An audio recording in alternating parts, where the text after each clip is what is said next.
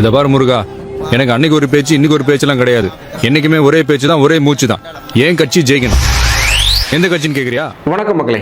தமிழக வெற்றி கழகத்துடைய தலைவர் நடிகர் விஜய் இன்னைக்கு திருச்செந்தூர் சுப்பிரமணிய சுவாமியை நேரில் வழிபட்டிருக்கார், வேலை சாழ்த்தி வழிபட்டிருக்கார். சத்ரு சம்ஹார பூஜை அப்படிங்கிற எதிரிகளை அழித்து ஒழிக்கக்கூடிய, எதிரிகளே இருக்கக்கூடாது அப்படிங்கிற ஒரு மிகப்பெரிய ஒரு பூஜையை பண்ணியிருக்கார்.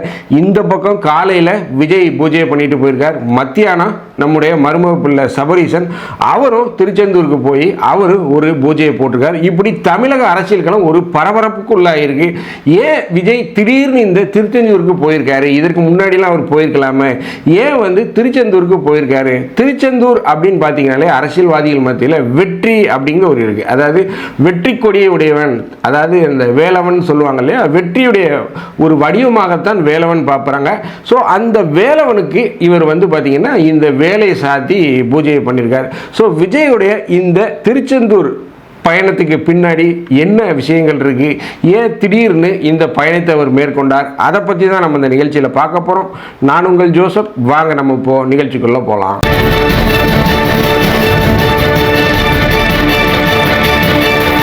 தேர்தல் முடிவுகளுக்கு இன்னும் கொஞ்சம் நாட்கள் தான் இருக்குது. இன்றைக்கே தேதி பார்த்தீங்கன்னா 28 தேதி ஆயிடுச்சு. ஸோ மிகவும் சொற்பமான நாட்களே தான் இருக்குது. தொடர்ச்சியாக ஒரு 2-3 நாட்களாகவே தாவேகாவுடைய தலைவர் நடிகர் விஜய் தொடர்ச்சியாக அவருடைய அரசியல் அனுபவம் வாய்ந்த முக்கிய தலைவர்கள்ட்ட தொலைபேசியில் பேசிகிட்டே இருந்திருக்கார். ஏன்னா இந்த வாக்கு எண்ணிக்கை மையங்களில் இந்த வேட்பாளர்களுடைய வாக்குச்சாவடி முகவர்கள், அதாவது பூத் ஏஜென்ட்கள் எப்படி விழிப்பாக செயல்படணும், திமுக என்ன மாதிரியான தகுதித்தங்களை பண்ணுவாங்க, ஸோ என்ன மாதிரியான அங்கே அந்த தில்லுமுள்ளுகள்லாம் நடக்கும், அதை எப்படி தவிர்க்கிறது, எப்படி தாவேகாவுடைய தொண்டர்களையும் வேட்பாளர்களையும் அவங்களுடைய பூத் ஏஜென்ட்களையும் எப்படி ட்ரிக்கர் பண்ணி சண்டை மூட்டுறதுக்கு என்னென்ன வேலைகள்லாம் செய்வாங்க அப்படிங்கிறத புஷி ஆனந்த், விஜய், ஆதவ் அர்ஜுனா, ஜான் ஆரோக்கியசாமி போன்றவர்கள் எல்லாருமே விவாதிச்சுட்டு இருந்திருக்காங்க. ஸோ இதில் இந்த பூத் முகவர்கள் எப்படி செயல்படணும் அப்படிங்கிறதையும் சொல்லியிருக்காங்க. அது ஒரு அறிவுரையாகவே விஜய் சொல்லியிருக்காரு. அது என்ன அப்படின்னு பார்த்தீங்கன்னா, இந்த வாக்குச்சாவடி மையங்களில், அந்த வாக்கு எண்ணும் மையங்களில் பார்த்தீங்கன்னா ஒவ்வொரு அந்த மிஷின் எண்ணி முடித்த உடனே அதை நோட் பண்ணிக்கோங்க.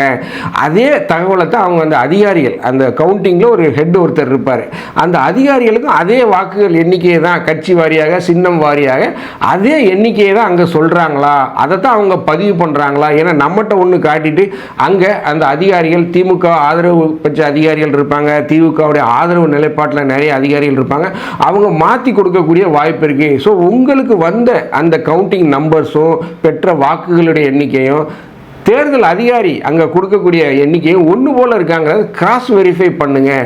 உங்களை இரிட்டேட் பண்ணிக்கிட்டே இருப்பாங்க. தோல்வியடைய போகிறோம் அப்படின்னு தெரிஞ்சால் உங்கள் நிறைய பிரச்சனை பண்ணி அதை மாற்றுவதற்கு முயற்சி பண்ணுவாங்க. அந்த அதிகாரிகளை செயல்பட விடாமல் பண்ணுவாங்க. அந்த அதிகாரிகளுக்கு ஒரு பயத்தை ஏற்படுத்துவாங்க. அந்த அதிகாரி யார் ரொம்ப பவர்ஃபுல்லாக இருக்கிறாங்களோ அவங்களுக்கு செயல்படணும் அப்படிங்கிற ஒரு எண்ணத்தை மறைமுகமாக இவங்களுடைய அதிகாரத்தை அங்கே உற்பத்தி, அதாவது ரொம்ப ஒரு பெரிய டீம் ஒரு ஆளை ஒரு அதிகாரியை பேசும்போது அவர் என்ன செய்வார் யோசிச்சு பாருங்க.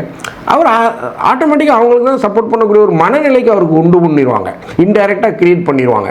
ஸோ அந்த மாதிரியான வேலைகள்லாம் திமுக ஈடுபடும், நிறைய தகுதித்தங்கள் வேலைகளை செய்வாங்க அப்படிங்கிற வேலையை சொல்லியிருக்காங்க. ஸோ அதனால் இந்த பூத் ஏஜென்ட்கள் நீங்கள் இப்படி செயல்படுங்கிற ஒரு அறிவுரையும் கொடுத்துருக்காரு. மேலும் பார்த்தீங்கன்னா விஜய் தொடர்ச்சியாகவே தொகுதிகளுடைய நிலவரங்கள் எப்படி இருக்குது, 234 தொகுதிகளில் நம்ம எவ்வளோ தொகுதிகளில் வெற்றி பெற போகிறோம் அப்படிங்கிறதுக்கு அவருக்கு கிடைத்த தகவல்கள் என்ன அப்படின்னு பார்த்தீங்கன்னா 140 தொகுதிகளில் வெற்றி வாய்ப்பு பிரகாசமாக இருக்குது அப்படின்னு சொல்லி விஜய்க்கு செய்திகள் வந்திருக்கு. ஸோ என்னை பொறுத்தவரை இது 140 அப்படிங்கிறது ஒரு மிகைப்படுத்தப்பட்ட செய்தியாகத்தான் நான் பார்க்கிறேன். நம்ம ஆரம்பத்திலிருந்து நம்ம சேனலில் நம்ம பதிவு பண்ணுறது என்னென்னா 140 தொகுதிகள் விஜய் வெற்றி பெறுவார் அப்படின்னு தான் என்னை கேட்டால் ஒரு $1 மில்லியன் கொஸ்டின் அப்படின்னு தான் சொல்லுவேன். ஒரு கட்சி புதிதாக 140 தொகுதிகள்லாம் பெறுவது அப்படிங்கிறது ரொம்ப ஒரு மிகைப்படுத்தப்பட்ட செய்தி. ஸோ அந்த விஷயத்துக்குள்ள நான் போல அதை தவிர்த்துறேன். என்னுடைய கணக்கு நம்ம ஆரம்பத்திலிருந்தே சொல்கிறது என்னென்னா விஜய் குறைந்தது 22லேருந்து 25 தொகுதி, ஸோ அது 20லேருந்து 25 அப்படிங்கிற ஒரு ப்ரைஸ் பேண்டுக்குள்ளே வச்சுக்கலாம், ஒரு பேண்ட் வித்துக்குள்ளே வச்சுக்கலாம். 20லேருந்து 25 அப்படிங்கிற ஒரு தொகுதிக்குள்ளே அழகாக அவர் வெற்றி பெறுவார்.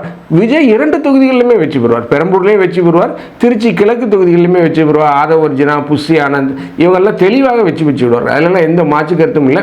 சென்னையில் இருக்கக்கூடிய 16 தொகுதிகளிலையும் தாவேகா குறைந்தது 14 தொகுதிகளில் வெற்றி பெறும். அதில் எந்த மாற்று கருத்து இல்லை. 14 தொகுதிகளில் தாவேகா மிகப்பெரிய அளவில் வெற்றி பெறும். இதுதான் தொகுதி நிலவரங்கள். இதுதான் அவருக்கு சொல்லப்பட்டிருக்கு. பட் ஆனால் 234 தொகுதிகளில் 140 வெற்றி பெறும் அப்படிங்கிறது என்னை பொறுத்தவரை ஒரு மிகைப்படுத்தப்பட்ட செய்தியாக பார்க்கிறேன். ஸோ இதையெல்லாம் இந்த விஷயங்கள்லாம் விஜய் வந்து தொடர்ச்சியாக கேதர் பண்ணிட்டு இருக்காரு. அவரும் தனியாக ஒரு டீம் வச்சிருக்காரு. அதாவது இந்த ஜான் ஆரோக்கியசாமி, ஆதவர்ஜினா போன்று இல்லாமல் அவருக்கும் தனியாக அரசியல் வல்லுநர்கள், பல்வேறு அந்த மீடியா டைக்கூன்ஸ்டெல்லாம் அவர் பேசிகிட்டு இருக்காரு. எப்படி இருக்குது, என்ன மாதிரியான செய்திகள் என்ன அப்படிங்கிறத ரொம்ப பயங்கரமாக திட்டமிட்டு அவர் பண்ணிக்கிட்டு இருக்காரு. ஸோ அவங்களுமே வந்து இவருக்கு ஒரு பாசிட்டிவான ரிப்போர்ட்டை தான் கொடுத்துருக்காங்க. ஸோ ஏறக்குறைய பார்த்தீங்கன்னா இப்போ இந்த தேர்தல் முடிவுகள் ஒரு லீக் ஆகிடுச்சோ அப்படிங்கிற ஒரு எண்ணம் வர தோன்றுது. ஏன்னா இந்த சமூக வலைதளங்களில் வரக்கூடிய செய்திகள், இந்த அரசியல் விமர்சகர்கள் பேசல, அவங்க பேசுகிற விதயங்கள், திமுகவுடைய ஆதரவு அந்த நிலைப்பாட்டில் இருக்கக்கூடிய அரசியல் விமர்சகர்கள் அப்படிங்கிறலாம் இருக்காங்க, சுற்றுறாங்க இல்லையா, அவங்களுமே என்ன சொல்கிறாங்க அப்படின்னா வந்து தாவேகா மிகப்பெரிய வெற்றியை பெறும், சென்னையில் மிகப்பெரிய அளவில் அவங்க வெற்றியை பெறுவார்கள் அப்படிங்கிறாங்க. நம்ம அண்டா செந்திலே என்ன வீடியோ போட்டிருந்தாரு, சென்னையில் ஐடியில் வேலை பார்க்கக்கூடிய பெரும்பான்மையான இளைஞர்கள், இளம்பெண்கள் வந்து பார்த்தீங்கன்னா நீங்கள் தாவேகாவுக்கு தான் ஓட்டு போட்டிருக்கீங்க அப்படின்னு சொல்லி அவரே ஒரு கேவலம் ஒரு பதிவை போட்டிருந்தார். விட்டா திமுக தான் நமக்கு ஜட்டி போட சொல்லிச்சு, திமுக தான் நமக்கு சாப்பாடு வாங்கி தந்தது, திமுக தான் நம்மளை படிக்க வச்சதுங்க லெவலில் அவர் பேசியிருக்காரு. இதெல்லாம் வந்து ஒரு மோசமான ஒரு செயல். அவர் ஒரு பத்திரிகையாளர் அப்படின்னு சொல்றதுக்கு எனக்கு தெரிந்த அவர் தகுதியே இல்லை அப்படின்னு சொல்லுவேன். அதாவது இந்த பழைய தலைமுறை, தினத்தந்தி போன்ற நியூஸ் சேனல்கள்லாம் தயவு செய்து இந்த மாதிரி இந்த செந்தில் வேலையெல்லாம் கூப்பிட்டு விவாதத்துக்கு கூப்பிடாதீங்க, அவரெல்லாம் கூப்பிடாதீங்க.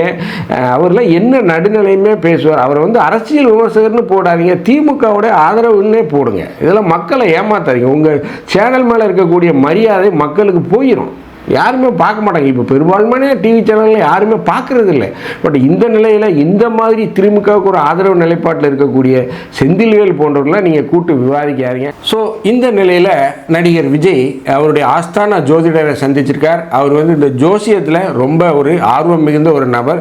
ஸோ தொடர்ச்சியாக எந்த ஒரு நிகழ்ச்சிகளையுமே வந்து ஒரு நல்ல நேரம் பார்த்து செய்யணும், அதன் அடிப்படையில் தான் செயல்படுங்கிறதுல மிக முக்கியமாக ஒரு முனைப்பு காட்டக்கூடிய நபர். ஸோ அதன் அடிப்படையில் அவர் தன்னுடைய ஜோதிடரை சந்தித்து பேசும்போது அவர் என்ன சொல்றாருன்னா, நீங்க தேர்தல் முடிவுகள் ரொம்ப சமீபத்தில் இருக்கு, மிகப்பெரிய அளவில் வெற்றி பெற மாதிரி செய்திகள் வருது, வெற்றி கை கூடி இருக்கு. ஸோ அதனால நீங்க ஒரு சத்ரு சம்ஹார யாகம் பண்ணிருங்க, திருச்செந்தூர்ல போய் வேலை சாத்தி அந்த வெற்றிக்கு உரியவனான முருகனை போய் பார்த்துட்டு வேலை சாத்தி கும்பிட்டுட்டு வந்துருங்க அப்படின்னு சொல்லியிருக்காரு. ஸோ அதன் அடிப்படையில் இந்த சத்ரு சம்ஹார யாகம் நடந்தது. இந்த சத்ரு சம்ஹார யாகத்தில் விஜயே அமர்ந்து அந்த சத்ரு சம்ஹார யாகத்தை பண்ணியிருக்காரு. ஸோ இது வந்து மிகவும் ரகசியமாக விஜயோடைய வருகை எல்லாம் வைக்கப்பட்டிருந்தது. யாருக்குமே வந்து சொல்லப்படலை. நிறைய பேர் என்ன சொல்றாங்க அப்படின்னா, விஜய் வந்து ஒரு கிறிஸ்தவர், எப்படி அவரை போய் உள்ள வந்து முருகரை வணங்க விட்டீங்க அப்படின்னு நிறைய பேர் வந்து இந்த திமுக ஆதரவு ஊபிஸ்லாம் வந்து கமெண்ட்ஸில் கதறிக்கிட்டு இருக்காங்க. பட் அவங்களுக்கு சொல்ல வேண்டிய விஷயங்கள் என்ன அப்படின்னு பார்த்தீங்கன்னா, விஜய் வேறு மதத்தை சார்ந்தவராக இருந்தாலும் பொதுவாக இந்த இந்து கோயில்களில் பிற மதத்தை சார்ந்தவர்கள் அங்கே வழிபட போனாங்கன்னா அங்கே ஒரு நோட்டு இருக்கும். அந்த நோட்டில் நான் வந்து இந்த இறைவன் நம்பிக்கையை மதிக்கிறேன், இந்த இறைவனை நம்புகிறேன், மதிக்கிறேன், இந்து சமய முறையில் நம்புகிறேன் அப்படின்னு சொல்லி ஒரு உறுதிமொழி படிவம் இருக்கும். ஸோ அதில் கையொப்பம் விட்டுட்டு தான் தாவேகாவுடைய தலைவர் நடிகர் விஜய் வந்து அந்த முருகப்பெருமானை சந்தித்து வழிபட்டு விட்டு வேலை சாத்திலாம் வந்திருக்கார். ஸோ இதையெல்லாம் கணக்கில் கருத்து பார்க்கும்போது மிகப்பெரிய அளவு ஒரு மாற்றம் 2026 தேர்தலில் ஒரு மிகப்பெரிய ஒரு மாற்றம் ஏற்பட்டிருக்கு. மிகப்பெரிய அளவில் ஒரு வெற்றி வாய்ப்பு தாவேகாவிற்கு கையில் கூடி வரக்கூடிய சூழ்நிலை இருக்குது. இதில் நடக்கக்கூடிய மிக முக்கியமான விஷயம் என்னென்னா, விஜய் கிங்காக மாறுவாரா இல்லை விஜய் கிங் மேக்கராக மாறுவாரா, அப்படி ஒரு கேள்விதான் என்னுடைய மனதில் எழுதிக்கிட்டு இருக்கு. ஸோ விஜய் இல்லாமல் 2026 சட்டப்பேரவை அமையாது அப்படிங்கிற ஒரு சூழ்நிலை கிட்டத்தட்ட 75% உறுதியாகிவிட்டது. இந்த வீடியோ உங்களுக்கு பிடிச்சிருந்துன்னா தயவுசெய்து லைக் பண்ணுங்கள், ஷேர் பண்ணுங்கள், சப்ஸ்கிரைப் பண்ணுங்கள். மறக்காமல் உங்கள் கருத்துக்களை கமெண்ட் செக்ஷனில் சொல்லுங்கள். நன்றி, வணக்கம்.